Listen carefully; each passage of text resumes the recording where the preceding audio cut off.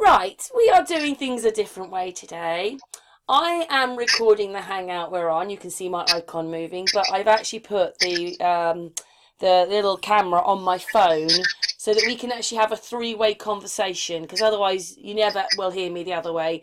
But on the hangout tonight, we have, of course, our lovely Patricia, and we have Josh, Authentic Intent. So hi, guys.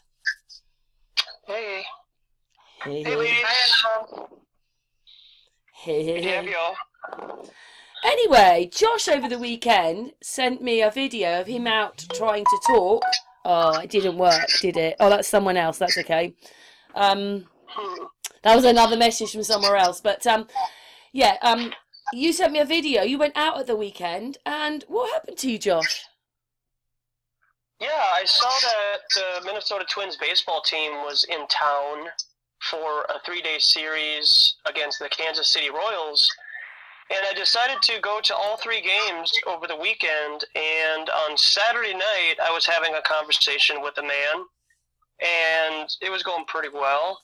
And then another man approached the conversation, and I kind of just didn't really feel right about his presence, and he was kind of being distracting, and I smelled some intoxication from him, and just felt like he just wasn't in his right mind. So I was trying to focus on my conversation with the first person I was talking to. He ends up leaving, and then now I'm left with this guy. And as we continued to talk a few minutes, I just was like, I just don't think that you're in your right mind right now. You seem like you might be a little intoxicated, so I just don't think that this is the right time. And then a group of people show up, and they ask him, hey, let's get going. We need to leave now. And I was like, yeah, it's probably a good idea that you leave with, your family or friends or whoever this is. This isn't going to, work out. And he just wouldn't leave. And I was just like, yo, my man, you're intoxicated. You're drunk. It just doesn't look like this is going to work out. You need to go with your family. And he ends up punching me in the face. Did he hurt you? No, he didn't. Well, that's one good He, thing. yeah, he was a bit too intoxicated to really land a punch right, and I, I was just kind of in shock. I just told him that he was intoxicated. I mean, maybe the drunk vernacular he took offense to, because somebody who's an alcoholic don't like to be called out on their S at the time. So regardless of whether he got upset or not, I'm not going to talk to somebody who's intoxicated for an extended period of time. I just don't think there's anything productive to come out of that. So my phone ends up falling on the floor. It didn't end up cracking or anything. Phone was fine. And I was just like, man, this sucks. So get this, I end up calling the police, and I'm following him as he's kind of being tumbleweeded by his family to keep walking towards their car in the parking ramp, as I'm probably 40 feet behind him on the phone with the dispatch, saying, hey, I'm following this guy, he just assaulted me, so where are my heroes at? And she was like, well, you're gonna have to just stand in one place so that we can have a conversation with you and get testimony. And I'm like, but if I stand in one place, this guy's going to get away. Don't you want to catch the assailant? And she's like, well, we need you to stand there. He might assault you again if you keep following him. And I'm like, but he's getting away. So we need to do something. He just committed a crime. He assaulted me. Yeah, and you don't know who he is, do you? You I got don't no, know who he is. you No, got I no mean, name or address or anything. yeah, it's not like I know his birth date and his social security number, for crying out loud. It's like, okay, let's get on the move here. And I end up being on the phone with dispatch for 10 minutes. And I end up walking up the stairs. I'm still following them this whole time. They're in the ramp, walking up the stairs. They took an elevator. I just walked up one floor, and then they were there. So it was kind of a weird situation, because he was kind of being escorted by his family. I don't know, maybe he was on probation or something. But they just kept on shuffling him, towards the car. And hang on a second. And I was just like, okay, so I'm in the Skyway, where are the police at? Well, are you in, which skyway are you in, and I'm like, well, I'm here, and dispatch ends up, letting me go, because I told them where I was. I was in the skyway between ramp B and C. And I'm sitting there for like 15 minutes, and nobody ends up showing up to talk to me. So I started walking. I'm just like, well, I'm not going to stand here in the skyway. I got things to do. He didn't injure me enough to where I had to go home, or I felt like I was in fear for my life or anything. Because that's just not what I do. I don't have fear for my life anymore. So these types of intimidation moves or tactics don't work on me anymore. I was born with a terminal illness, for crying out loud. So I don't care. I walked back to my spot that I was at. My stuff was still there because my Josh, love you, Josh. I love you too, guys. And so I come back to my spot, and the clipboard is still there and everything, like I hadn't left in the first place. And then when I'm standing there for a couple of minutes, I get a phone call, and I answer it, and it's the police department. Hey, we're the police. Where are you? We're trying to find you to get testimony of this guy. And I'm like, did you catch the assailant that assaulted me? Because I described him and the 3 adults that were with him. No, we didn't catch him because we needed a testimony from you so we can file a police report. And I'm like, but I gave you his location and everything. I gave you his outfit. Why didn't you arrest him? Or why didn't you stop him or question him or whatever? Well, we need testimony from you first. And I'm like, but I was in the skyway.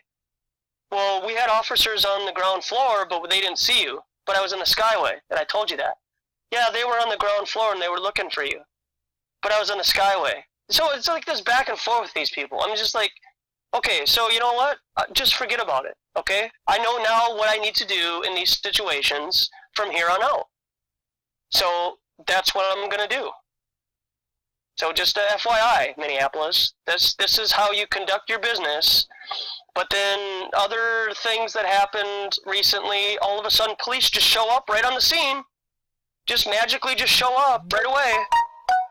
So, I just don't, I don't think it had anything to really do with, like, my whole standing outside talking about flat earth or anything. I just think, like, it was a situation that he was just a passerby, and, it's at the Twins game. Plenty of people walk by intoxicated and whatnot, so.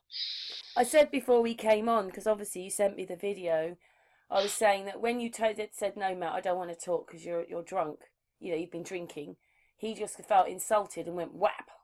But you were just saying, I can't talk to you because you're drunk. Whap. Yeah. Yeah. So I'm sure people will love to see that video of me getting punched in the face, but it didn't land. It didn't hurt. I don't have a black eye, so people can, absorb. They can just like soak that in and be like, yeah, he finally got punched. Because I got haters out there. Everybody's got haters. Gosh, I wish somebody would just punch him right in the face. Well, here was your chance to have it happen, but he was intoxicated, and he just wasn't ready for it. So he wasn't set up for the situation properly. So I don't ask for things to happen to me. I just go out and do my business and take care of the things that I need to take care of. Yeah, you didn't go out on that day and go, hey, I want someone to hit me in the face. Yeah, right. I don't ask. Yeah, you don't want to go out and ask for things like that when you're, on the front lines talking to people about controversial topics. You want to try to keep it always even keel or neutral. But, when I was at the Twins game, just in general, and people have noticed this in the past when I've been at football games and whatnot, that I am a little bit more aggressive. There is a little bit more sandpaper that I apply when I'm talking to the public, because I know it's a competitive spirit. I know that they are a little bit inebriated, and I don't take a lot of guff. I think I see you do is, whereas me, we're friends, and you come on my hangout, so there's a bit of connection here. You take that away when you're talking to the public. You're just talking to the public. You don't know these people, so you're just trying to explain it. So you take away that personal side, so that they don't come into your space and stuff, I think. Yeah, you have to keep it really, for lack of a better term, professional, business-like. You can't get emotionally attached to these people. You can't get emotionally involved with a situation or how somebody's, treating you or calling you names or, trying to they make themselves better than you. I think that is a presence that people experience a lot. Like, you're a flat earther, you're a dumbass, I'm better than you because I have education. So I think even stuff like that can trigger a lot of people. But I just hope that, people who do share with their family, friends, or strangers, I just, I'm with you. Like, I understand where you're coming from. And sometimes you do have to be a little bit more callous for certain people. You don't want. Oh, Josh, you're breaking up a second. Let me do this. He's back. Switch. You're back now. Can I just say, before you start talking, Patricia, is there anything you'd like to ask Josh? I think it was Patricia that put us in touch as well. Wasn't it, Patricia? Yeah, sorry. What was that? That was all right. Is there anything you'd like to ask Josh? I was in the middle of a phone call, sorry, so I was trying to listen. Oh, Josh was just explaining that he'd been punched in the face when he went out, but the idea is, Josh is on, and you put us in touch with each other, but because obviously you're fond of Josh in the first place. Is there anything you'd like to say to him as you've got him on a hangout? Yeah, I think the way people treat each other is horrible. Get things wrong, don't they, and stuff like that. But I hope you're okay anyway, and that you can get some run about a table, getting things. I don't know. Sorry, but yeah, it's all good. Think positively, and I love you. While I get a chance, I'll tell you I love you. There you go, Josh. Well, I really appreciate that. I really, this is a different, kind of animal that we're all a part of right now. Where before we thought everything was, things were okay. We knew something was up, but once 3-4 years ago, flat Earth started coming up. Then it was just like, wow, like this is really happening. Like, this is like the time that we need to start waking up and waking other people up and just getting out there and letting as many people know, whether they believe you or not, about what's going on. They have to at least hear it, because I think that there is a call for like responsibility coming really soon of, who do you take your information from the most, government or our creator? What is right and what is wrong? How do you know what is right and what is wrong? And I think a lot of people have lost that ability to discern what is right and what is wrong. And we don't act. Like, that's the thing. People might know what right and wrong are, but we don't act on those things anymore. Tricia, you want to say something? No, I just unmuted myself. Sorry, Karen. Oh, so Patricia's quite... Yeah, it's like we react to things, and sometimes we've got it's okay reacting badly to something, but we then have to sit back and think, right, why did I do that? Question ourselves as well. Not just about questioning other people, question ourselves. Why did I do that? And then if you realise you did it on an impulse without really thinking about it, then you at least try and apologise to people and just treat each other like we've said it before. Treat each other like you would like to treat yourself. If you want to be shouted at all the time, then go ahead and shout at people and hit them, and just got to be nice to one another. Don't matter that we've got differences. Yes, Patricia.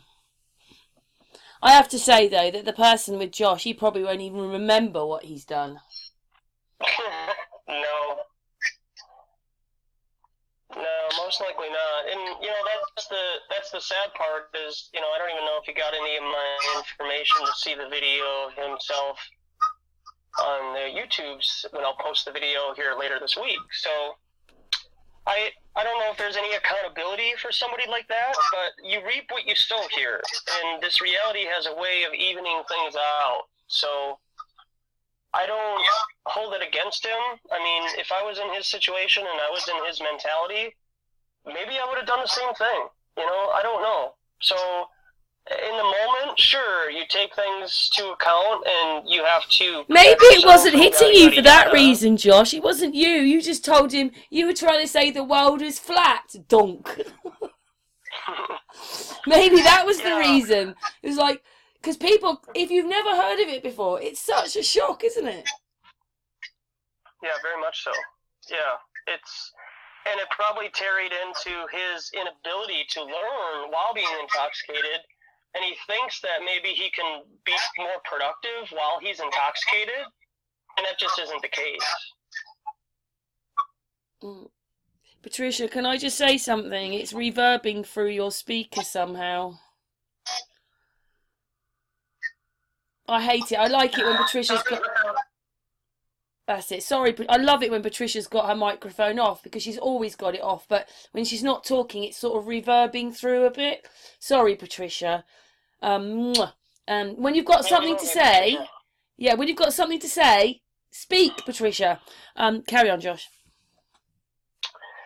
So I just think that I know, I don't know, I just have a very strong feeling that, we reap what we sow, and what we put into this place, we will get back, and back to us. So I don't know what him punching me in the face represents.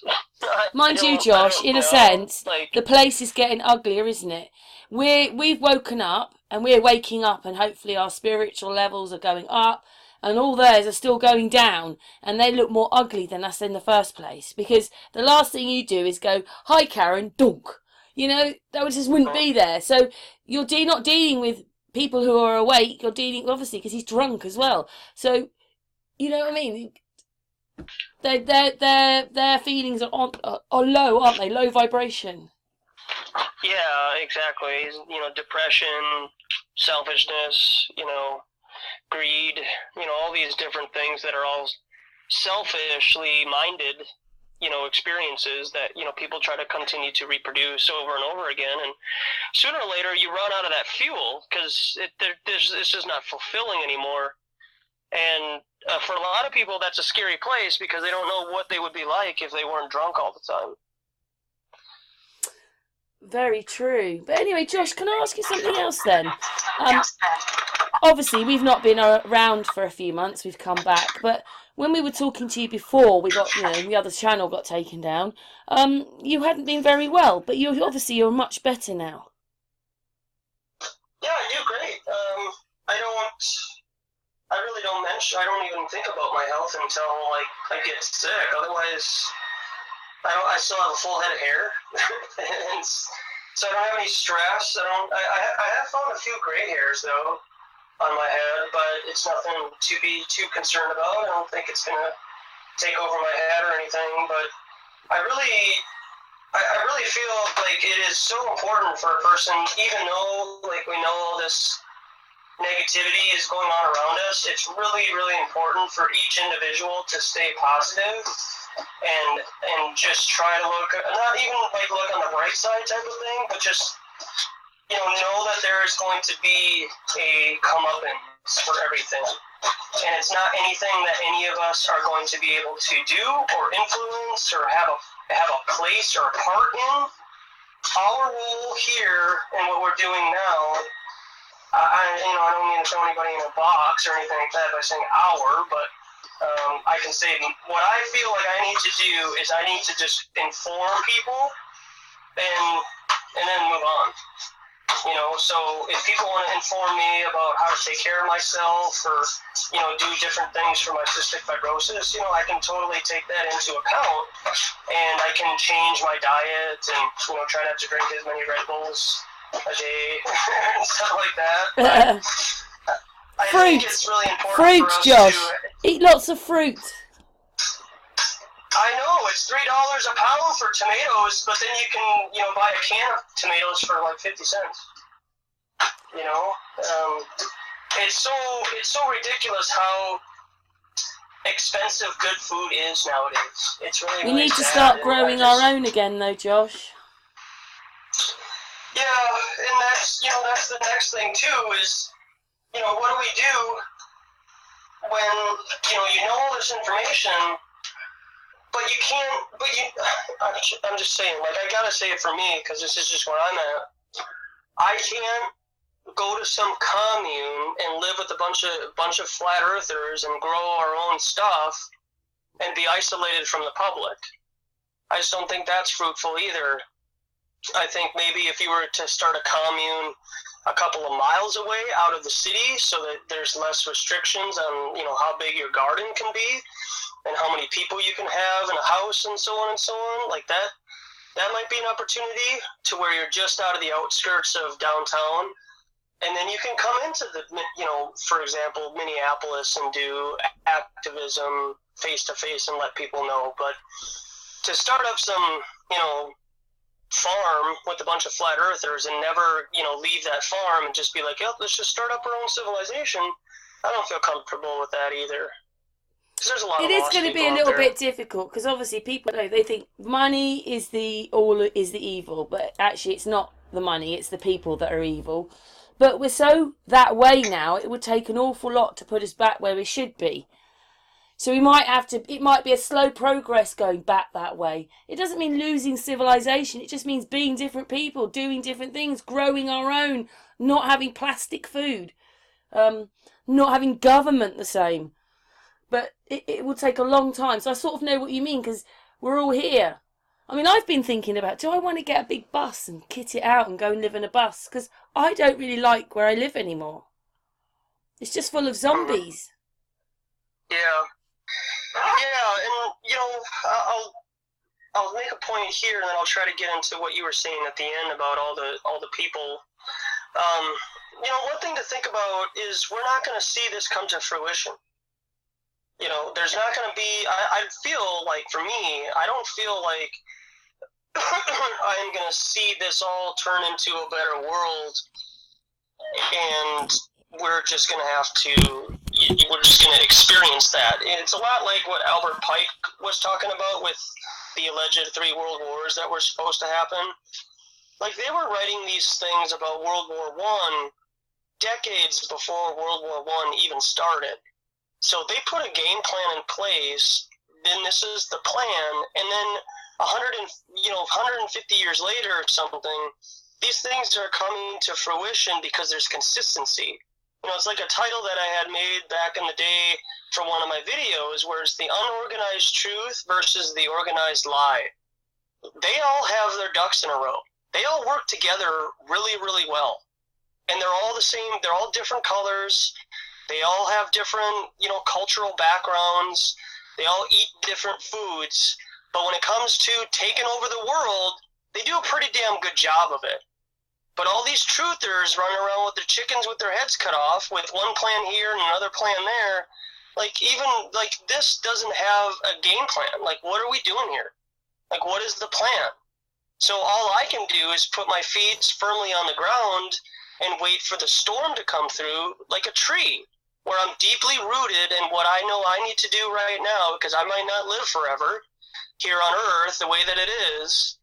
And I just need to do what I need to do and what I'm being led to do, and just affect the people around me. But there is a game plan for them, and they've been doing it for obviously at least 100 years. So what is the game plan for these truthers here? Like, we hear all these, we see all these things going on recently that have to do with our Second Amendment. So what are we going to do about that? Like, what is the plan? Are we just going to just roll over and just allow things to happen? Or are we waiting for a particular day for things to happen? What is the game plan, I guess? And I haven't seen anybody come up with a plan.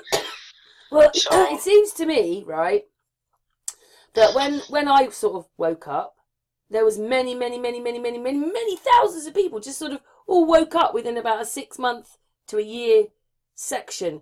And that doesn't mean people still aren't waking up, but it was like a big wake up, and now I feel it's a slower wake up. But not enough people are waking up. We lost Josh. Well, we lost Josh for a moment, but he's back now. So carry on, Josh. Yeah, and I wanted to say about, being around people who just don't get it. There is just kind of how I've been thinking about how things are is, like, when I go out and I talk to, new people about topics like this, it's very challenging for them to hear it at first, but then you allow it to marinate a little bit, and then they kind of start to sway their thought a little bit more positively towards the idea. And people have a kind of preordained law that's written in their heart where they'll do certain things to hold themselves accountable. People who put themselves in check, like they'll go work out 3 times a week. They'll have these different disciplines where they'll eat certain foods all the time, or they won't eat certain foods, or they'll go on a fast and they won't drink coffee or caffeine for a couple of days. So we all throughout the day write these different laws on our own personal moral code. But we also have laws that we have to abide by when we leave our house.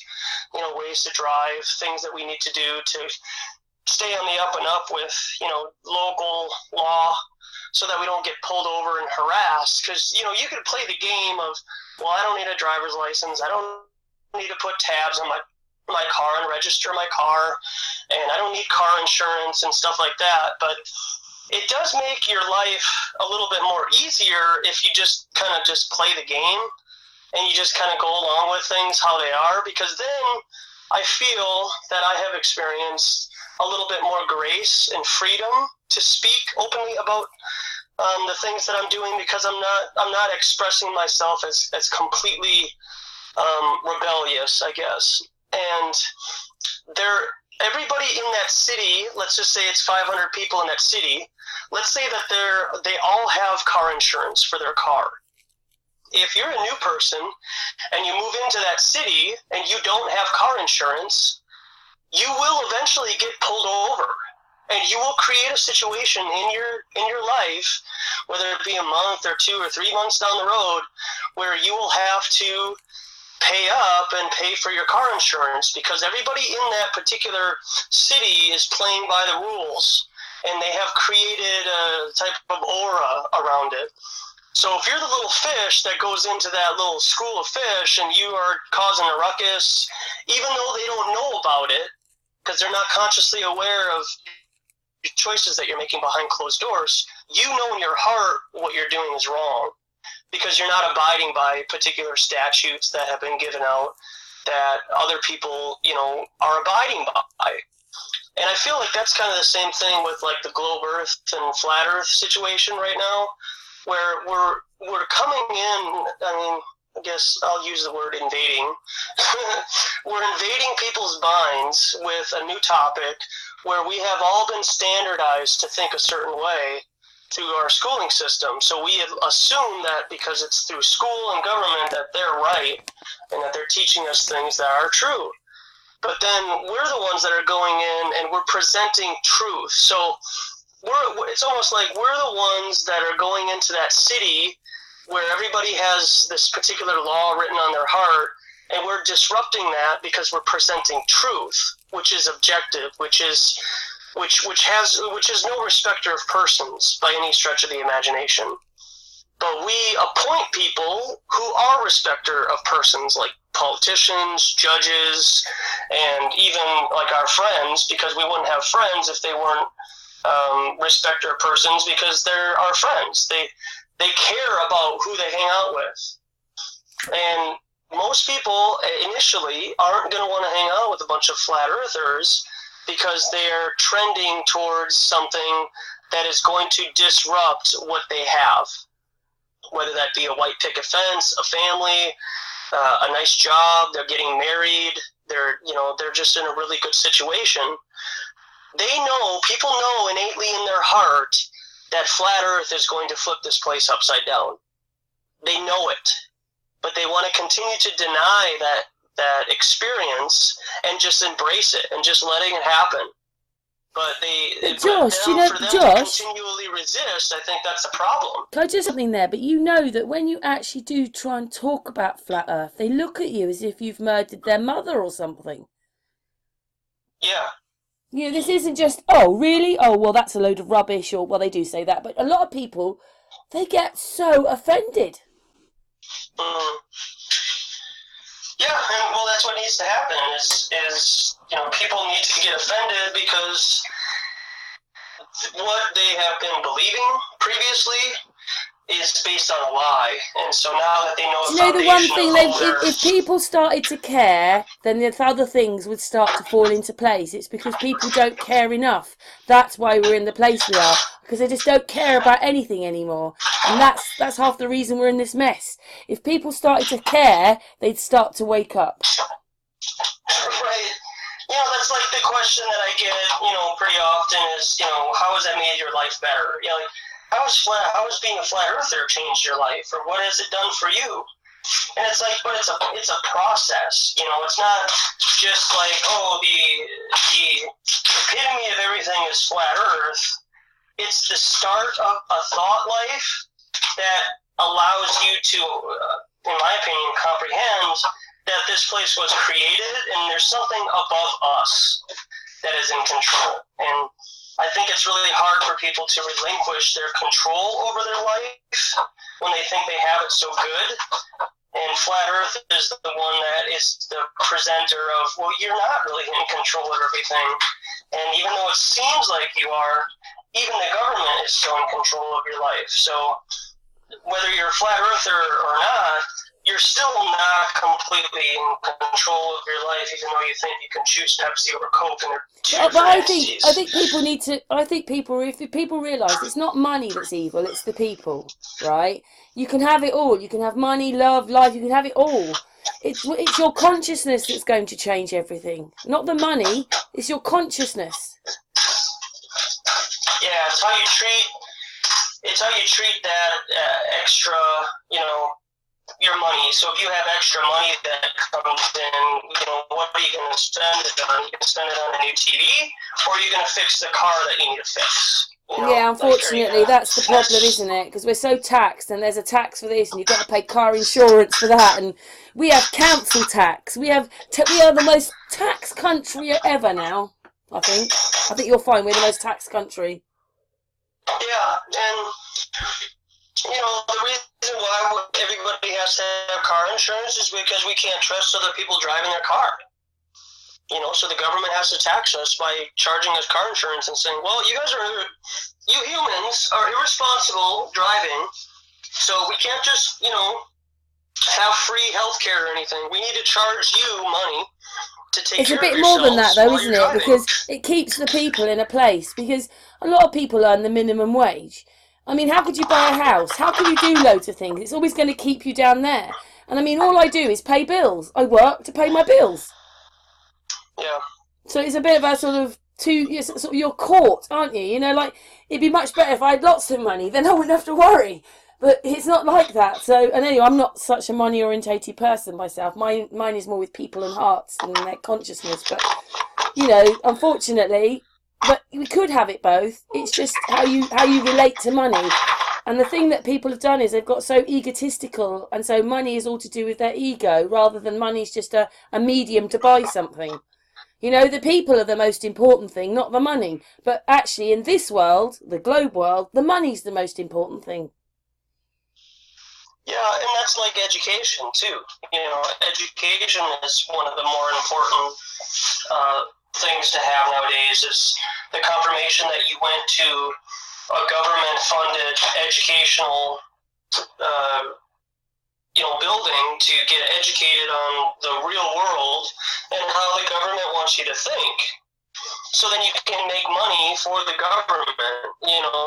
That's like, the episode that I saw on, what is it called? Outer Limits. It's kind of like a shoot off of the Twilight Zone. And it was an episode where this guy invents a way to have people think in their mind that they were in prison for 20 years, but really they were only in prison. In reality, they were only in jail for an hour. So they were trying to use this as a means of rehabilitation by using some kind of a computer and stuff, and like experience through the mind and through your subconscious, where you would think like you're in jail for 20 years and you spent your entire 20 years there, but then you wake up and it's only been an hour since you were put under. But you have that whole experience to know, what it's like to be in jail, and you don't do anything wrong anymore. But the whole purpose of this program was to rehabilitate people, to get them back out onto the workforce. Because when you have 10 million people in jails right now, and that's probably lowballing it, but if you have 10 million people in jail right now, they're not out there making money for the government and for the tax, for taxes and stuff.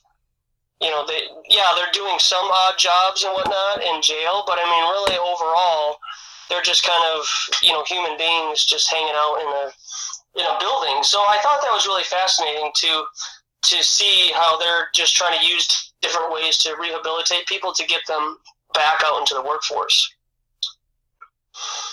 I sort of was gonna. I don't want to talk about this too much, but I remember watching a program about like it was probably the First World War, and the soldiers didn't want to go back when they'd been injured, so they basically kept electrocuting them, and of course then they wanted to go back. So that was supposed to be treatment, the electrocuting, but after they just wanted to, okay, I'll go back to the front line, because all they were doing was being electrocuted. They were putting probes on their heads and things, and and calling that calling that therapy. So they all started going back to the war because they weren't being tortured.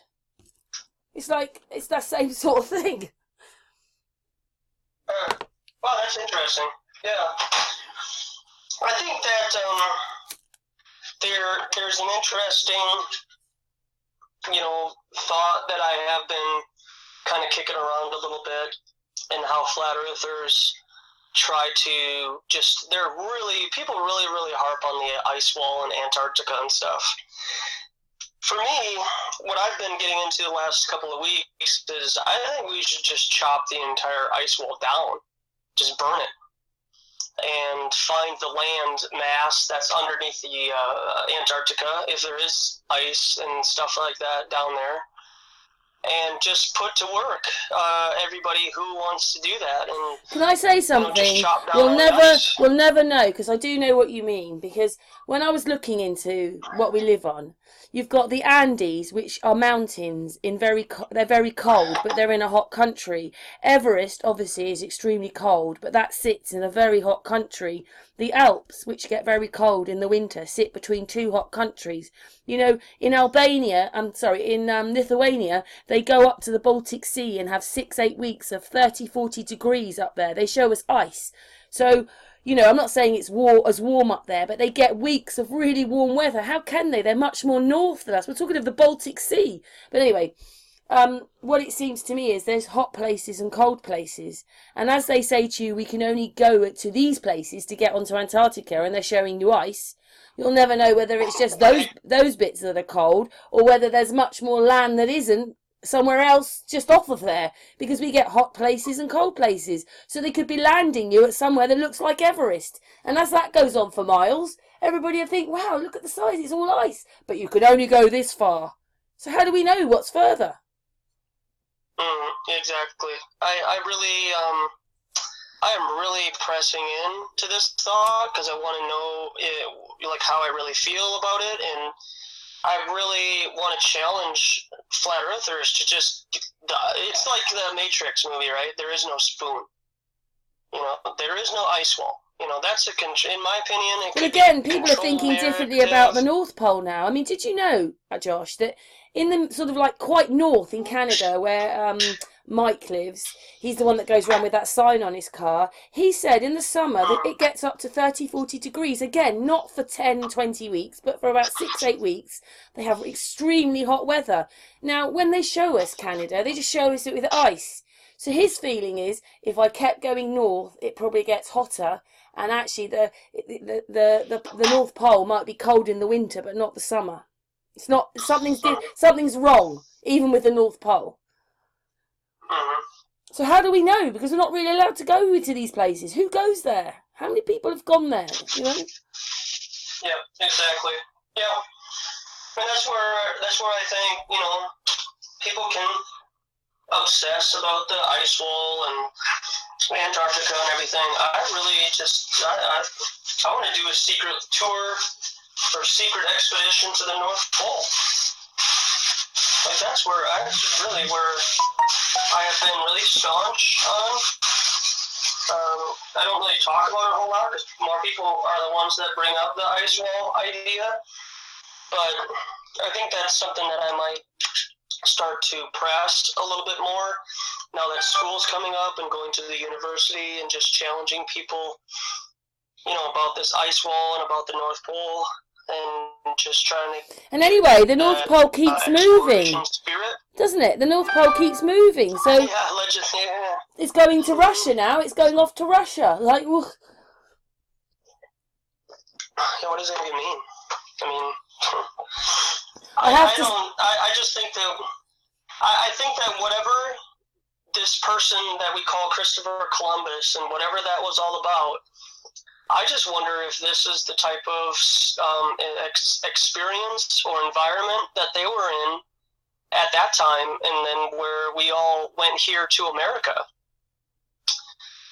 I think that there's more land out there, but I just really find it hard to believe that they don't know about this extra land. I think that they would come back and say, hey, guess what? We discovered more land, which they know is there already. But they'll come up with this narrative to get people and civilians on board to go. But they're lying anyway, aren't they? Because we know America has got pyramids in it, and it would have been the one thing that they would have said was that they saw the pyramids, and they didn't talk about the pyramids at all. There are pyramids everywhere. There's a pyramid up the road from me. Yeah, check out the Grand Canyon. You know, the pyramid up the road from me is supposed to be one of the oldest pyramids in the world, and its ley lines go to Egypt, and nobody talks about that. In fact, they won't even admit it's a pyramid. So it's just a mound of earth. But there are pyramids in all, like, there's schools here called Eton and Harrow, you know, big boys' private schools. They've all got step pyramids in them. There are pyramids, more pyramids. There's pyramids everywhere. Pyramids all over America. So why didn't Christopher Columbus ever mention them? What do you think? So I've been starting to notice a lot of these stories or conversations about what volcanoes are and how volcanoes and mountains are just previous mine residue things, you know, like with mining, you know, they have the big mine shaft go up to it and then it like creates this hill. I don't even think they're telling us the truth what hills are. Listen, Josh, do you know that you know when you get to Dover, there's the White Cliffs of Dover, isn't there? And you can see that there's a drop from the top of the cliff to the sea, right? Well, I live here, but 10 miles, there's a place called Swindon, or 10, 15 miles, Swindon. And when you get to Swindon, what are you doing, Josh? Oh, I was getting some food. So there's a big hill there, and I have to go down the hill to go to Cirencester. And I realised that a lot of the West Country is down there. So they live on a plateau down there, and I live on a plateau up here. But they never say that we're on top of the hills. Do you see what I mean? They're lower than us, but they're still on a plateau.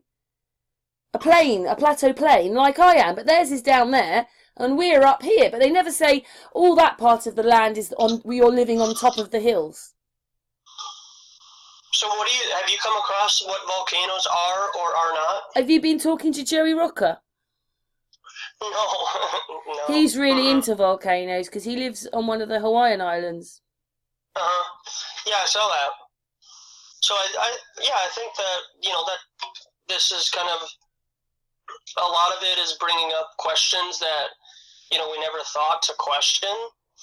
And what is the razor's edge between calling something out for something that you just haven't been and experienced or seen, which could be real, and just calling it a hoax or, you know, something that's not real, or something that is real, but it's just not what mainstream conveys it as, I You guess. mean like You know, oil? is what I'm saying. You mean like fossil oil? Yeah, like fossil. Yeah, exactly. Like fossil fuels, oil, volcanoes.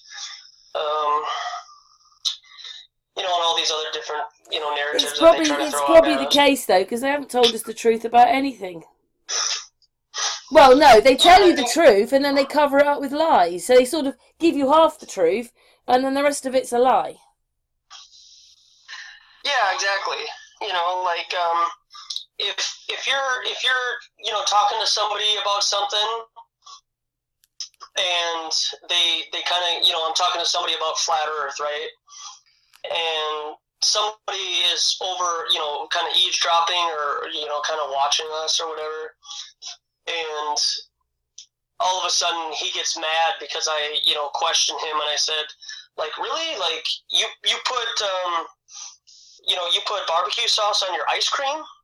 And he gets all upset because, you know, I'm trying to, like, judge him for putting barbecue sauce on his ice cream. So he gets all upset and he walks away.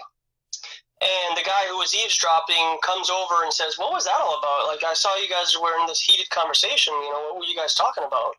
And I could just say, well, yeah, we were talking about flat Earth. And he just got upset and he walked away. I'm telling the truth, but I'm not giving a whole story. He really walked away because I was judging him for putting barbecue sauce on his ice cream. But I'm being honest, right? But I'm not telling the whole entire story. So that's kind of what I've noticed that they do a lot, is they just don't, it's a lot of withholding information. And, Yeah, because you know, I'm if a sure if person you isn't look in at the it, conversation, some of the globe world fits into the flat Earth world, but it's just the lie that we're spinning when we're not. We're not moving. And I just wish maybe that was the thing that everybody's stuck on rather than the shape right now, because I think it'll be a long time before we know what shape we are, because no one's looking into it. And I don't, like you say, I don't know if it's going to happen in our lifetime, but we're not moving. That is obvious. mm-hmm. Yeah, I just got a comment from a video that I put out this morning, and the comment was, you know, it was really sarcastic, but it was coming from somebody who's a heliocentric model believer, and it was something to the effect of, you know, isn't it weird you can look up in the sky and you can see time lapses of the stars rotating in a circle around Polaris, clearly showing that the Earth spins. But you know something, those star circles on those cameras are a lie. I know somebody, Owen from Australia, he put 2 pictures of stars in and then the camera made the star lapse without seeing any more pictures. That camera, the star lapse, is all part of a program for us to lie, to make it look like the stars are spinning. The stars usually go straight over your head. They're not bending like that. They sort of mechanically go round. They do mechanically go round. But it doesn't explain how the Big Dipper goes around my house and goes round corners. I never see a camera pick that up. And it does. It does not follow the other stars. It goes, like Polaris is almost above my bedroom, so it's almost over the middle of my house. And the Big Dipper goes around my house. How can that be? That is not circle. It goes round corners. It bends. It turns. It goes up. It turns. It turns. It turns. The stars turn round. My response to it was, you know, if we're put in this place and we have this presupposition that we're on a ball that's spinning, then I can see why somebody would think that the luminaries in the sky are moving because we're spinning. But it never crosses anybody's mind to think that we're stationary and the luminaries are the ones that are moving and we're not. And that didn't cross my mind 4 years ago, you know, before I got into this. But now that I've been, you know, I really feel like it's a blessing to have the veil being lifted, the scales being lifted from my spiritual eyes, that now I really do question a lot of things in more of a critical way. Like, I'll ask questions that I feel like most people won't ask, and I'll hear other questions that I haven't thought of to ask. And I think that's a really exciting part about this this way of thinking, is that we are more intuitive to just more logic and how things just don't make sense the way that we were taught. Absolutely. Do you know something, Josh? We've been going for 50 minutes now. We said about an hour. Is there anything else you'd like to talk on, or do you want to carry on talking about this for another 10, 15 minutes? Well, Have you had enough already? Have you had enough now? No. He's had enough! No, I've been focusing a lot on just getting my mind right and getting the things in my life in order so that I can be a proper example out on the street. Like I'm not perfect. Like I strive to be. Like it's not about being perfect though, Josh. It's about being real. Yeah, I see that. I hear what you're saying, but I do strive to be perfect. And I do strive to make sure that all of the interactions that I have, go a particular way. But I also say what's on my mind, and I challenge people because, I'm not going to allow certain spirits to be at the table or talk to me because it's just not going to happen with certain people. And I do challenge a lot of. Do you think that you said at the beginning though, because of what sort of, well, whether you call it a disadvantage or an advantage sitting on your head about your health, it's a bit like you've already had to face something that most of us don't have to think about, and you're facing it quite regularly. So it makes you a different person, doesn't it? It makes you think differently in the first place. Yeah, I don't go through life willy-nilly and just not have care to, I don't care I do care if I die. I don't want to die, but if I do, I do, no big deal. But, a friend of mine was saying, hey, we should try going skydiving sometime. And I was like, well, I don't know if I should do that. Like, I wouldn't be led to go skydiving because anything can happen during those times. And I think even some of the YouTube viewers might be like, I don't think you should go because anything can happen. And, we need you here and you're a really good, resource for people out here in Minneapolis. So I don't marry that stuff. Like, I don't take pride or ego into those types of thought, but I do understand my role and how I need to, in a way, protect myself so that I'm not being put in dangerous situations. And I think God is allowing me to have discernment on where to go and how to conduct myself. And, sometimes my tongue can, get me in trouble, and other times it can be a real blessing. So I think that there's a big balancing act. But I think that, in this flat earth thought life, we need a lot more men to go out and be men and be doers of what it is that they feel led to do. And I'm not saying that you need to do it on camera. That's not what I'm saying. But I am trying to encourage the men here in America to go out with the intention for 2 or 3 hours and just sit there and be available for conversation with strangers. But it's one thing that we're doing less of, though, isn't it? That's what's happening. Is it's okay we go to football games and stuff like that, but that's not really about people talking. That's about watching. The actual communication is dying. It's like a dying art, talking to each other. Yeah, exactly. The social media aspect, people joining servers to play video games and creating an avatar, and then all you see is their avatar. You never see what this person really looks like face to face. And even through virtual reality and the different things like Oculus and the PS4, creating a world. And it's kind of ironic because we're pushing for this idea of flat earth and everything, but then you go into the computer world, everything is built on a flat plane. Like, that's the craziest thing. The only thing that's not built on that is when you get into like space exploration. But all your games that have to do with, whatever, like Minecraft or, Grand Theft Auto and all this other stuff, it's all built on a flat plane. So if they're trying to get new Generation Z children out of this, what we would call the Matrix here, into a real Matrix, I think that is something that we at least need to be aware of. And we shouldn't allow AI or virtual reality or these video games to continue to pollute our children's minds And I think that there should be a lot more restrictions with what we have in our youth with children and whatnot. The allowance of playing video games or sitting on their tablet for so long needs to really be reduced, because I think it's becoming a really scary place because so many children are dependent on their parents, and then their parents are They've done it the other way, government. haven't they, Josh? They've said it's really scary out there, so you need to be at home on your iPad.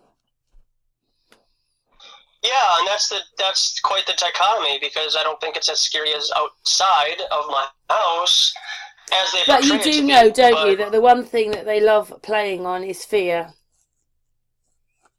Yeah, it's the biggest drug that they have available, and it's really easy for them to use it because they have so many malleable minds in regards to vaccines, movies, political views, social public opinions, and how we have, really demonized handguns and just guns in general.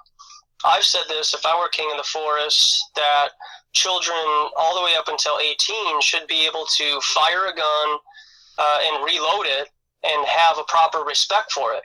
Now, when you get to be an adult or whatever, like, you choose if you want to have a gun or not. That's totally up to you. But I think, like, this idea of, like, people having fear about guns is really like the catalyst to where we're at right now, where people see somebody walking around with a gun, and it's like their heart drops, and they're just, it's like, like, I can tell, like, people get like that. Even I felt like that yesterday, and I didn't even, like, want it, like, that feeling. But 2 police officers walked out of this armored truck, which I took videotape of. They walk out, and they're both carrying handguns. They're not carrying them, but they're on their person. Handguns and 2 AR-15s with silencers. And I'm like, what are you guys going... I didn't say this, but I'm thinking, like, what are you guys going to this Twins game with, like, semi-automatic rifles and handguns and tasers for? Like, but for the psychology of the public... Yeah, because they want they want everybody to believe that the public are just animals. Well, I can see where you're coming from, but I really listen, think I don't want to talk, Josh, I don't want to talk too much about it because we are coming to the end here of our hangout, but I told you before we started about that case that I've got into. They're trying to make everybody believe that we're all murderers and we're animals, and I think this is because in the end they'll bring in martial law. And they don't want you to have the guns. They want to make it look like we're all killing each other off. I mean, go into your town. Do you see it? I mean, I'm sure there are cases. I'm sure it does happen. But not to the extent that they're telling us. So they're making it look like we're actually a thriving animal state. We've got to be culled or sorted out. But it's not true. That's just another fear thing. They've got to keep us under control. Everything's about control. But there are always going to be a few that ruin it for the mass, as you all know. And, well, I guess my point about them coming into the stadium, it's the psychology for the public that they're safe. Like, oh, we have police officers with guns, so nothing is definitely going to happen because in the UK, police officers will have guns, like if you're in London and stuff like that. But like here in Newbury, they've probably got tasers and truncheons. We don't live in a society where every police officer's got a gun. And we don't carry guns. It's a bit different here. We don't have, your view of life is going to be a bit different because you've grown up with guns. I'm sure there's families here that grow up with guns, but generally we don't have guns here.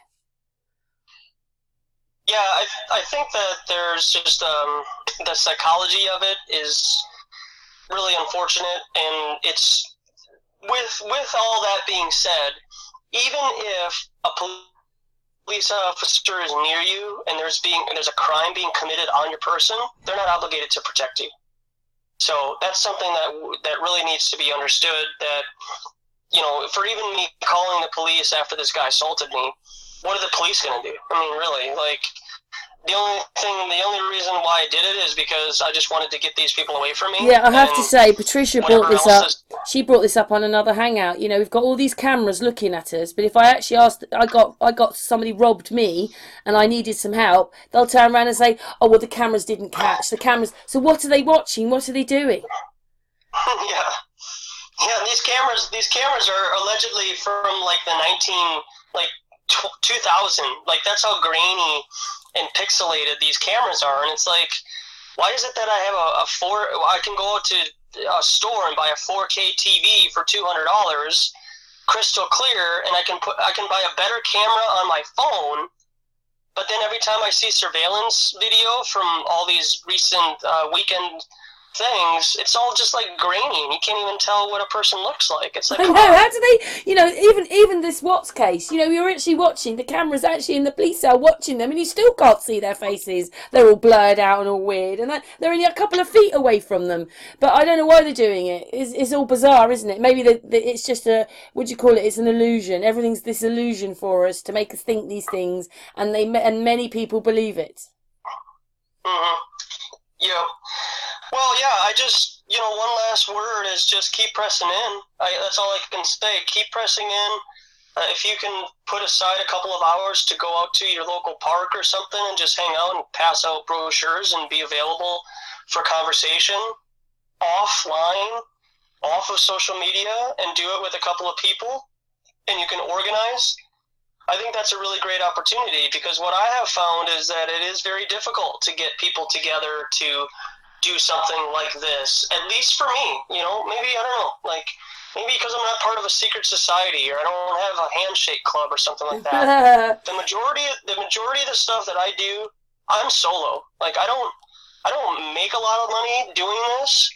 Whatever people want to offer me is wonderful, because this is not a hobby for me anymore. This is something that I am putting my entire almost consciousness into, and just knowing that this has to get out as soon as possible for us to move on to the next level of whatever it is that we're going to experience.